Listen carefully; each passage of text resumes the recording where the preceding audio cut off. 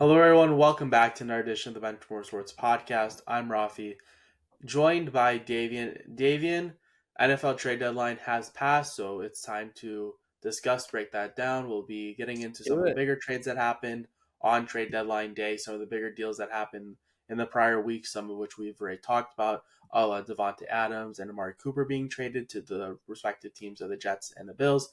So we'll talk about those trades. We'll talk about some of those other trades that occurred on deadline day specifically. We're also going to talk a little bit about hockey, get into who's been doing really well to start the year, who's been overperforming, who's been underperforming. So before we get into all of that, as always, and as is customary on this podcast, Davian, how are you doing today? I'm doing all right. I love sports and sports unites us all. That's one thing that no matter what happens in this country, no matter what happens in the world, you can always count on sports to really bring you home and unite everybody. But beyond that, I've been pretty well. The Patriots lost, but Drake May looked very, very, very good.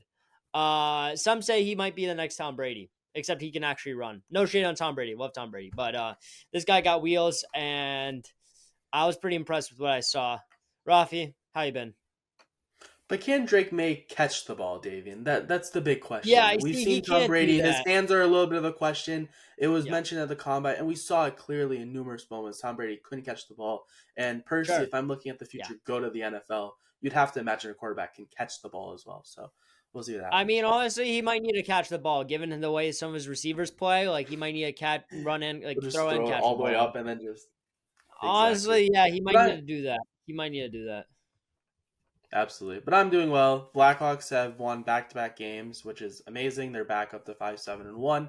We'll get into some more NHL stuff later, but overall, it's at least nice to see the Blackhawks win a couple of games in a row. They got 6 points out of 10 on their 5-game road trip. Now, if you had told me that, yeah, and they'd also lose a game in regulation to the Sharks, I would say, wait, what? And then I would look at the schedule and still be like, wait, what? So we won 3-5 and we lost to the Sharks in regulation. But that's the NHL. And it looks like this year in the NHL that there's not too many really bad teams this year. Like the Sharks are really bad. The Blackhawks are going to fall off. But it's much closer margins than last year where it was like the Blackhawks are terrible. The Sharks allowed 10 goals in back-to-back games, which was ridiculous to start the Yeah. early on in the year. So we'll get into that a little bit later on into the podcast. I don't want to get too ahead of myself. Let's first talk about the big thing that happened, the NFL trade deadline. Do Davian, it. again, I mentioned it already. There was a couple of trades that occurred before the trade deadline. The big two were the Devontae Adams trade where Devontae Adams got traded from the Raiders to the Jets, and he also had the Yep. Amari Cooper trade where he got traded from the Browns over to the Bills. So those are two trades. We've already discussed them before. At Yep, the end we of did this indeed. segment, I want to know what trades you think were the biggest impact, and I think those two trades certainly Yeah. were.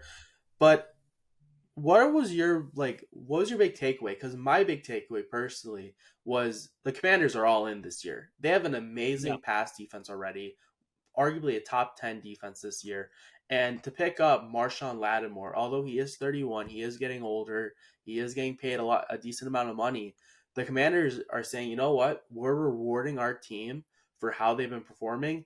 David, I don't know, I don't remember what your prediction was. I believe I had the Commanders at 5 wins this year. They're already at 7. So I Yeah. think it's great for them to reward their team, be like, you know what, you guys are playing well. Here's another piece, and I think Lattimore is going to be a big boost to their defense. So that was a big trade deadline move that I really liked and that was really big for the NFL.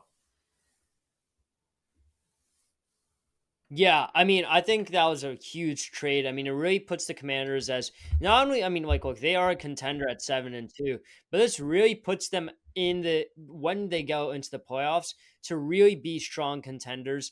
And we're talking about contenders, we're talking about playoffs. You can't have this conversation without the Chiefs always, right? And speaking of the Chiefs, the DeAndre Hopkins trade was an absolute steal, right?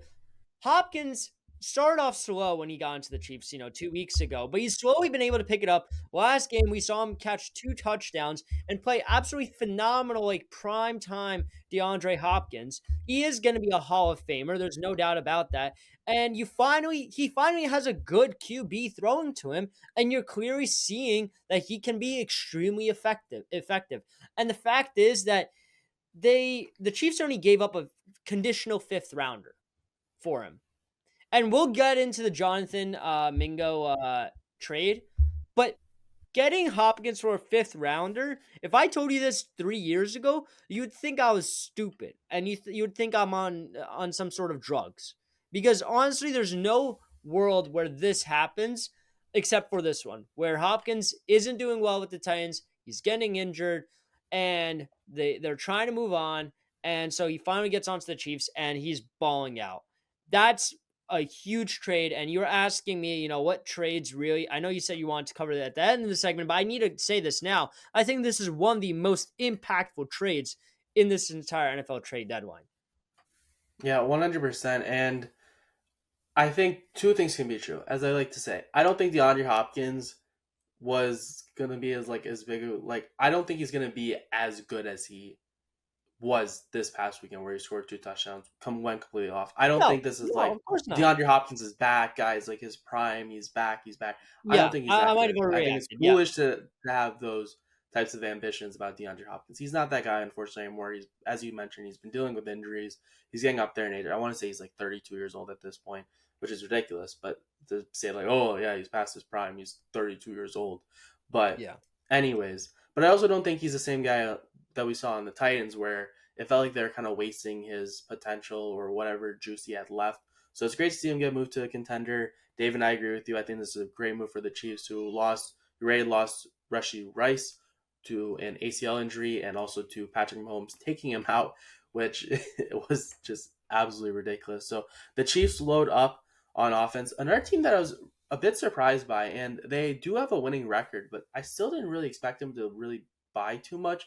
And that was the Pittsburgh Steelers picking up Preston Smith from the Packers. Preston Smith hadn't really done too much for the Packers this year, was more of a rotational player. And then they also picked up Mike Williams from the Jets. Mike Williams dealing with some injuries, he got paid $16 million on a 1 year deal to come to Green Bay from the Chargers. He's been dealing with injuries. He tore his ACL, if not last year, it was a year prior. And for the Steelers, it looks like they're trying to add some more pieces. It's great to see them add another weapon on offense when you already have George Pickens on one side. They didn't really have a solid wide receiver too. And if Mike Williams can stay healthy, I think he's a perfect complement there. And I think Preston Smith's a great player to play alongside on the opposite side of the field as TJ Watt defensively. So overall, I think the Steelers did a good job bolstering up their defense a little bit more. And I think picking up another wide receiver was definitely high on their list. And I think the Steelers are definitely a team that I didn't expect to make too many moves, but I'm pleasantly surprised by the decisions that they made and where their team stands now after the trade deadline. I agree with that. I think the Steelers really, really improved a lot by picking up, another edge rusher in Preston Smith. Like, yes, he's not as good as he was before, but he's still solid. And same thing with Mike Williams. Injuries, whatnot, wasn't clicking with Aaron Rodgers. You could blame Rodgers for that, but that's a conversation for another day. It's a marginal improvement, and it might mean a lot, especially down the stretch when players are getting tired and you really need someone to step up. That's going to be Preston Smith on defense, and it's going to be Mike Williams on offense. Let's stay in the AFC North, and let's talk about the Khalil Herbert trade. The Bengals needed a running back. What they have right now is just not working. Joe Mixon out. They needed somebody else, and you pick up Khalil Herbert, who everyone who plays fantasy football knows this guy was really. Everyone thought he might be the next number one running back for the Bears, especially back during the David Montgomery days. But he just hasn't seemed really to turn out that way. And the Bears get some value out of a player they haven't really been using that much, and the Bengals really bolster their depth charts in the running core. And it's another piece. They're trying to get that offense going, and that going to the juggernaut that it once was. And it's been a struggle. And I feel like this piece with Khalil Herbert might be the move. What do you think, Rafi? You think this does a lot, or do you think the Bengals still kind of stay the same? Yeah, Herbert is a guy. Now here's a guy as I get like PTSD from all the Chris Collinsworth impression videos I've been seeing all over my Instagram page. Although they are amazing, I love all of them.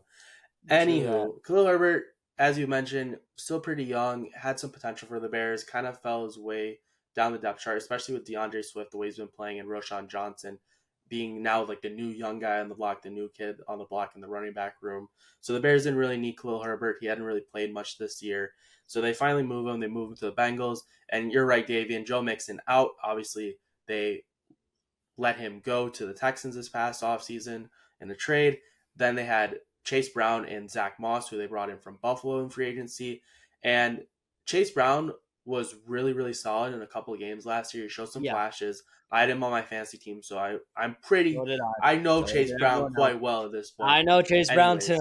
Anyways, he was definitely playing really well to start the year. He had a bit more burst than Zach Moss, and as the season went on, you kind of saw that Chase Brown was starting to gain more and more of the backfield. And now with Zach Moss likely being out with a neck injury for the rest of the year, Chase Brown is definitely a guy that I believe can be your running back one for the Cincinnati Bengals. But I think it's really good to also still have another running back in Khalil Herbert, where Chase Brown, I believe, last weekend I want to say he ran the ball 27 times. You do not want to do that. He's also an explosive guy too, so you want to make sure that he's not a bell cow running back by any means, but he's a guy that you want on the field a lot. He's not the best pass blocker either, so in pass protect. So Khalil Herbert, maybe he can be that guy. And again, this will lower Chase Brown's snap count, but I think it's big overall because you don't want to lose Chase Brown this, and you don't want to lose his explosiveness either.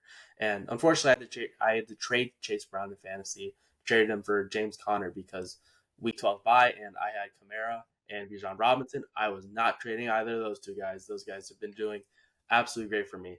Unlike Sam Laporta, who I can't remember who told me to pick Sam Laporta in the third round, but I'm sure I can't even remember who that person could have possibly been.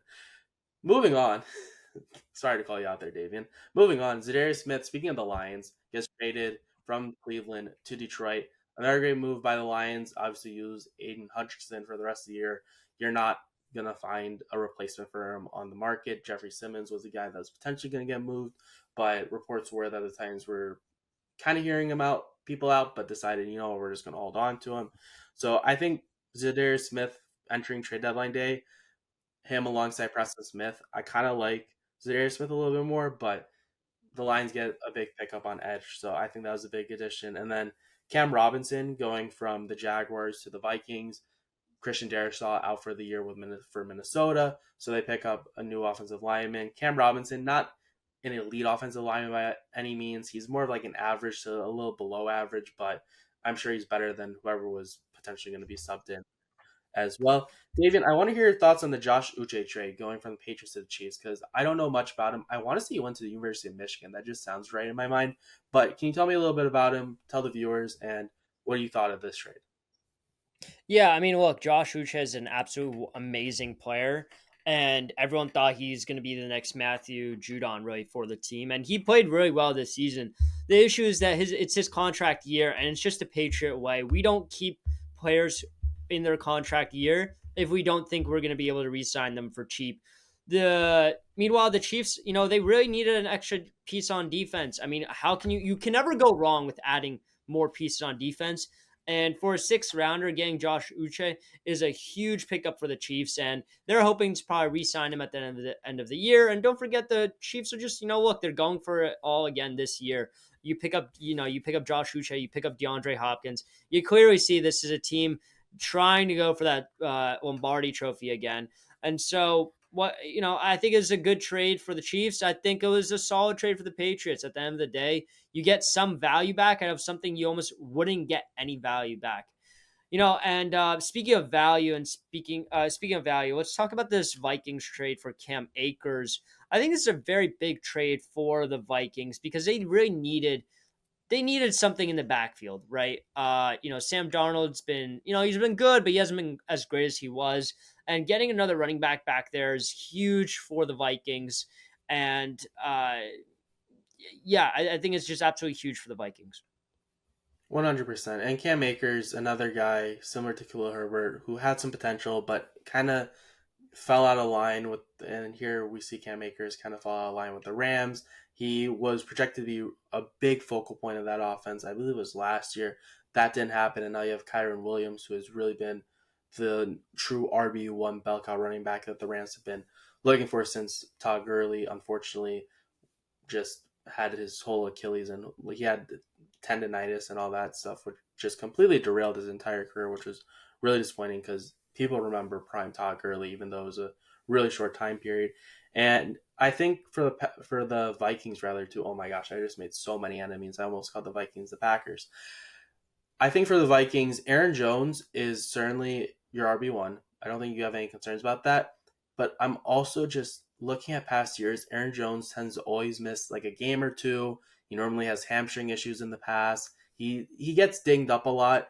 And to have someone like Cam Akers just to be safe, it's just another guy to throw into the mix. I think it's a good addition as well. And as similar to what I was saying about the Khalil Herbert trade, I think it's smart by the Bengals and Vikings to pick up another these running backs aren't anything crazy by any means. They're not gonna carve a huge role in the backfield in all likelihood, but they're gonna take some work off the RB ones that are on those respective teams, and I think that's good because not everyone is Saquon Barkley or Christian McCaffrey when he's fully healthy and just be like, okay, you're playing every single snap and you're just gonna keep getting force fed the ball.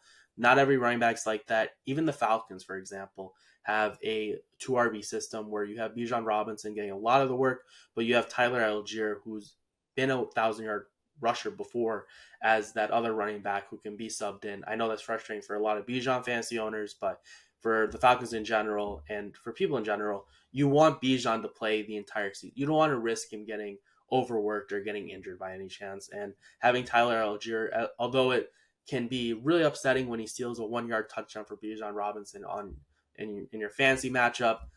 For the Falcons who are trying to win a Super Bowl, they're more than willing to make that sacrifice if it means that Bijan Robinson's gonna be as healthy and as explosive as he can possibly be. So overall, I thought the NFL trade deadline it definitely felt like there's more trades I'm this gonna year pump than your it did. brakes real quick, Rafi. Yeah. Wait. You forgot to mention a really big trade, the Tre'Davious White trade. I don't know if you mentioned it or not, but Oh this right, is I a have not. this is a pretty big trade. It came right, the thing is, like, not many people heard about this because this came like right at the end of the trade deadline. Tre'Davious White signs a massive contract with the Rams, and it just flops. I mean, he's not able to get on the field. He's not performing the same way he was as he was on the Bills, and so he gets traded to the Ravens. And the Ravens secondary is looking very, very good. And one thing I know about former Bills corners is that they get good on other teams. One guy I think of is Stephon Gilmore, right? Was on the Bills, played okay, goes to the Patriots, and he becomes he wins a defensive MVP. Yeah, it's not the same not the same track of teams, but hey, second time's a charm. Maybe this is the team where really Davis White kind of fits in and really where he really fits in. And Tre'Davious White uh, and the seventh and Tre'Davious White and a seventh rounder for a 2026 seventh rounder.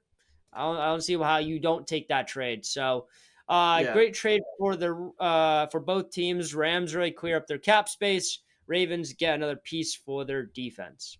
And now absolutely. we can wrap up the talk about the trade deadline, Rafi. Yes, and I'll throw my final comment too because you mentioned your Travis White trade, and the Ravens sorely needed help in their secondary. Marlon Humphrey also has been dealing with injury too, so Tre'Davious White, as you mentioned, he hasn't really been the same since I believe, I want to say towards ACL in 2022. He's been dealing with injuries regardless. I have his Pro Football Reference right now. He played 14 to 16 games the first 4 years of his career, and then age 26 year, he played 11 games. 2022, he played 6 games. 2023, he played 4 games. So far, he's played 4 games this year. So I think a change of scenery will hopefully do him well. And right, David, that was definitely under the radar. One under the radar for me as well. So that just shows how there are certain trades that can just slip under the cracks, but wind up being big impacts overall. So with that, I think it's time we shift over to my favorite sport, the National Hockey League. And Davian, we are making our way through the NHL season. We're over an eighth of the way to the end of the regular season, so ways away from the trade deadline and a lot of other big things that are going to be happening. I've been covering a lot of these trades and signings extensions that have been happening on our YouTube channel and the YouTube Yep. Shorts section. But let's take a moment and kind of go through the NHL and kind of look at some of these teams that are off to slower starts and teams that are going starting off really well. And first, I just want to talk about the Nashville Predators to start this and their start this year. They have made they made some big splashes this past offseason. Brady Shea being brought in on 7x7 to shore up the left side to play alongside Roman Yossi, a solid offensive player. You bring in Steven Stamkos on, I believe it was an 8x4, $8 million for the next 4 years. And Jonathan Marchessault as well being brought in. I want to say it was like a 5x5 or something like that, if my memory serves me right. And the big theme was all these guys were essentially 29, 30 years old for Brady Shea, and then for Stamkos and Marchessault, they were both 34-ish years old. So the thing with the Predators was they were trying to go all in this year and bank on this year and next year kind of being their big years, with the likelihood of like, okay, the back half of some of these deals are not going to look great, but we're hoping to win now. You already have UC Saros, you traded Yaroslav Askarov. And for the Predators, it's been a really, really slow start for them. And part of me is like, okay, like this is definitely because there's chemistry factors. Blackhawks, for example, brought in a lot of new faces. And when you have a lot of new faces, it's hard to get everyone to gel right away. Look at the Minnesota Wild, Winnipeg Jets, for example, two teams that I didn't expect to be off to as great a starts as they are this year. But they didn't really make too many moves from the teams that they were this past season to this year. And because of that, they kind of have that advantage where you kind of already know everything. You know the system. You know where everyone's going to be on the ice. And the Predators are still working through that. And Phil Forsberg's having a great year. Gustav Nyquist is having a solid year. But the big thing is Steven Stamkos has only 2 goals in 12 games this year, which is that's not what you're hoping to get out of Steven Stamkos. 5 points this year, and No. yeah, I'm interested to see what happens with the Predators. I still think they're going to bounce back. They're 4-7-1, and they're still 5 points out of the playoffs, but we'll see what happens with the Nashville Predators. David, what teams have stood out for you? Do you want to talk? Honestly, I'll give you the floor. What are your thoughts so far on Igor Shesterkin? Because he's not obviously a team, but he basically is the team for the New York Rangers. I mean, look, he's been clutching up for the Rangers so many times this year so far. The issue is the Rangers are just allowing so many shots on him.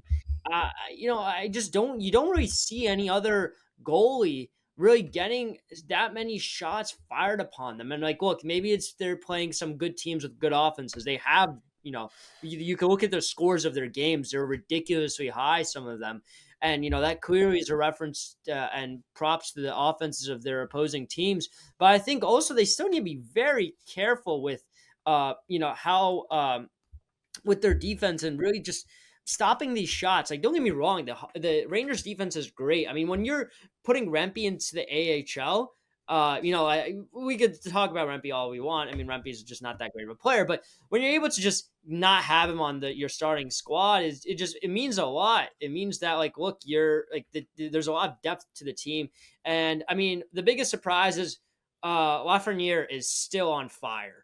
And Right. he continues to build off his performance in the playoffs, and he's continuing to show that he was a number one pick for a reason.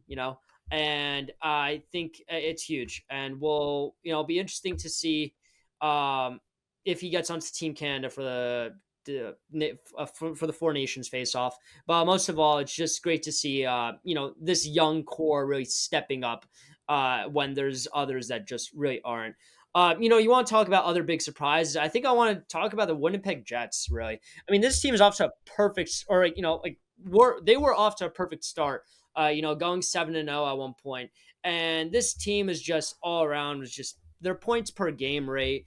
Their offense is clicking. Their defense was, was playing very well, and they're a great team, and I'd love to see how they end up, how they continue to grow or potentially even regress throughout the season. But that's a team that should be on everyone's radars because they look very, very good. Yeah, 100%. And Josh Morrissey, or as many people, including myself, like to call him now, Josh Norrisy for the Norris Trophy, obviously, for those who know, if you know, you know. He's very interesting because he started off his career, and for the first, let's see, sorry, real quick, doing math on the fly. First 6, 7 years, his career high in points was 37 points, and he was a solid top four defenseman during most of those years. Was a good compliment to whoever he was playing with. Sometimes he was playing with Dustin Bufflin, sometimes with Neil Pionk, a couple other guys who were Jacob Trouba, for example, as well. Likely played some decent minutes with Josh Morrissey. I don't really know the exact breakdown of who played with him the most to start his career, but he was putting up solid offensive points. And then the 2023 season comes in, and he explodes for Yeah. double points, the amount of points as he had the year before, to 76 points. And everyone's like, okay, well, you know what? Like, it's great that he's found this offense, but there's no way he keeps it going in the next couple of years. He had 69 points this past year, and this year he's at 16 points in 13 games, which is already, as you can do simple math, over a point per game pace already. I don't know if he's going to Yep. keep over point per game pace, but I think it's, you talk about the Jets and their great start to the year. Josh Morrissey has really taken that step from being a solid defensive defenseman who can certainly help on the power play, certainly put in some offense. He's not going to be anything crazy by any means, to a player who not only is solid on the back end, but he's been amazing offensively, and he's become the Jets' power play one quarterback. And I think that gets really unnoticed by a lot of people. He's gone very under the radar, and he doesn't get talked about him enough because this guy's been going off the past couple of years, and it certainly looks like that 2022-2023 season was certainly not a fluke. And then just to help your point even further, who I Kyle Connor, if you had to ask me, Raffi, who would you like to see in a Blackhawks jersey? Kyle Connor is one of those players. I don't think it's ever going to happen unless he's like 33, end of his career, like signs a 1 year deal with the Blackhawks. But Kyle Connor is just, he's, you want to talk Four Nations face off, this man is going to be on the USA team come the Four Nations face off. Kyle Connor, 19 points in 13 games, 9 goals, already off to a great start, consistently puts 30 goals plus in the past couple of years. He's been a great player. Mark Scheifele's been good. And then you have Nicola Ehlers, who there's certain players who in contract years they'll either play really bad or they'll play really good. And Ehlers is a guy with 17 points in 13 games. He's certainly looking to get a payday as well. Hasn't signed an extension yet. And yeah, not to just keep gushing over the Jets, but I just wanted to back up your points too, because that's certainly a team to look out for. I do want to mention a stat too. So we're going to ignore this past year because I don't have the stat for this past year. And then this also doesn't incorporate the 2 years that were affected by COVID.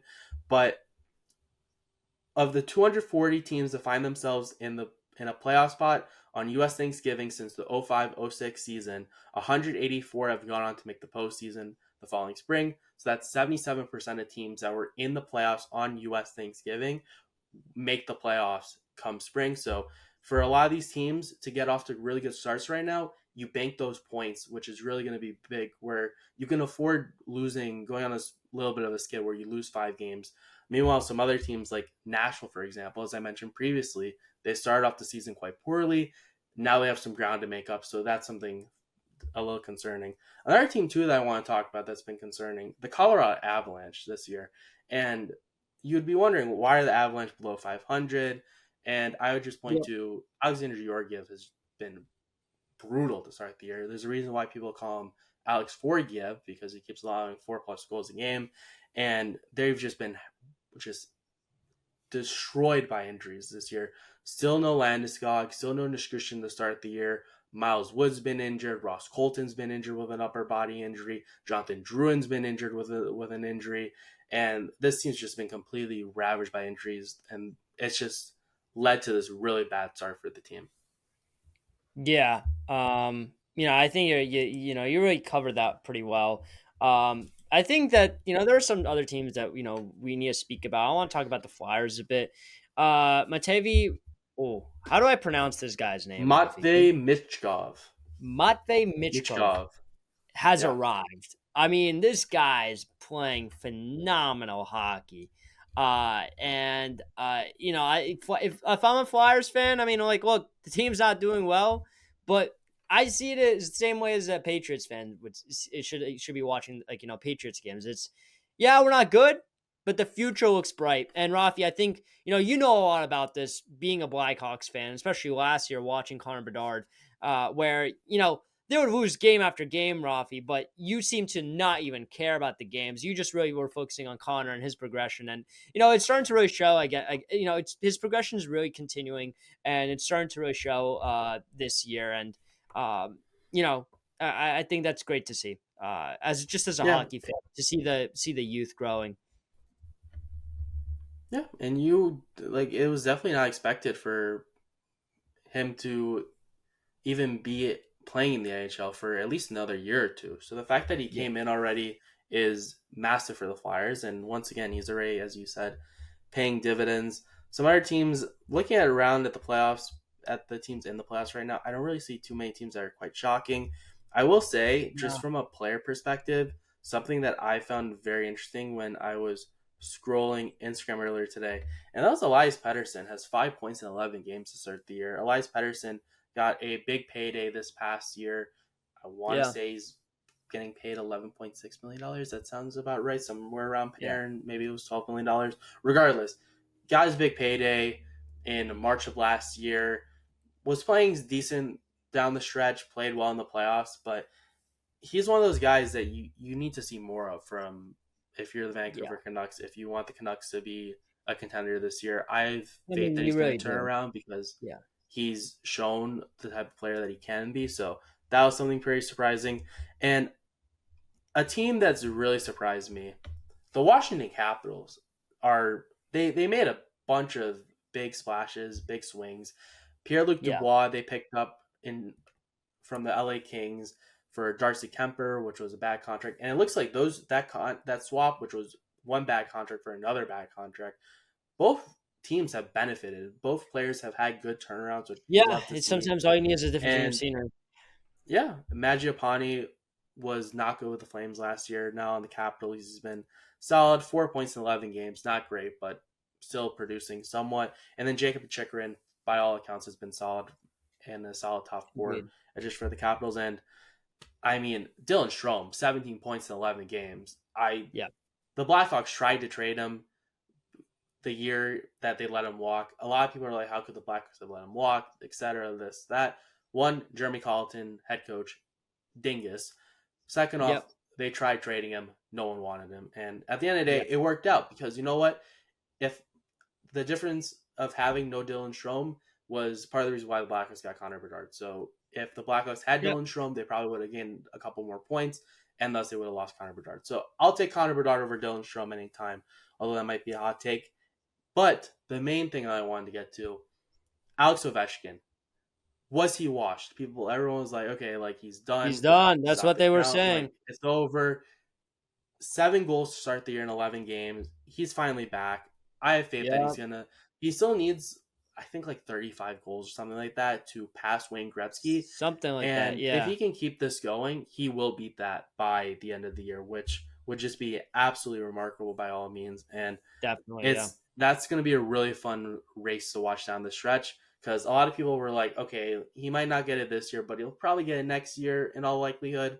But it looks like Ovechkin saying, like, you know what, I want to do it this year. And if you're the Capitals, part entering this year, I expected the Capitals to be bad, and it was like, okay, like let's get Ovechkin this goal record so that we could just rebuild and just be done. yep, But you know what? The Capitals are off to a great start this year. They're up 2-1 versus the Predators right now as we're recording this podcast. And if Ovechkin keeps this stuff, if Dylan Strome keeps the production going, it's and too true. everyone keeps clicking, maybe they go to the playoffs again. They've been much better, and plus minus is not a great stat to look at. But the Capitals had a brutal plus minus last year, and they've certainly to be plus 13 this year is well in the right direction, a positive direction for the Capitals. David, any other final teams that you want to discuss, either positive or negative, before we close out the show? Um, Honestly, Rafi, I think you really covered a lot of the teams, and I think this is one thing for our viewers is we know we haven't been covering hockey a lot, But the thing is, I've been trying to get more into it. So it's not only Rafi just doing his his short reels, but I will say I'm not the most educated about hockey. But what I will say is that I'm catching up. One, two, Rafi's videos are absolutely amazing. A lot of the things I've been saying throughout the show is because was watching Rafi's videos. So if you're really trying to pick up on your hockey knowledge or you're trying to hear some good takes about hockey, I highly, highly recommend checking those out. But beyond that, I really don't got any other teams to cover on. I think I spoke about my New York Rangers. I think they're just absolutely phenomenal, and I think hockey's great, and I can't wait for this upcoming Four Nations face off coming up in, was it February? Am I right, Rafi, when I say that? Yep, You replacing know, the NHL All-Star game. So that's going to be right. really fun too. And if you're wondering, Rafi, are you going to do any previews for that? We will be doing a We will preview be for that. all So that'll doing be really previews. fun when that's Owls will coming be up. getting in on that. So, yep, you know Yes, it. absolutely, 100%. So we'll be doing that as things once we start to hear about rosters. I think I'm going to try to throw a roster prediction video at least for the USA in the next week or two, and then we'll see if we'll do all four. But that's definitely something that once we get closer, you better bet that we're going to be talking about that for sure. So we hope you enjoyed this edition of the Benchmark Sports Podcast. We hope that you took a lot out of it. Let us know which teams are doing really well, which teams are not performing to their expectations in the NHL, and also let us know too about the NFL trade deadline. Which teams do you think really won the trade deadline? Which teams do you think really lost? What players were kind of under the radar but are going to be proved to be massive additions for their respective teams? Let us know in the comments below. Be sure to like this video, subscribe to our channel, and we'll talk to you again soon. See ya. Peace.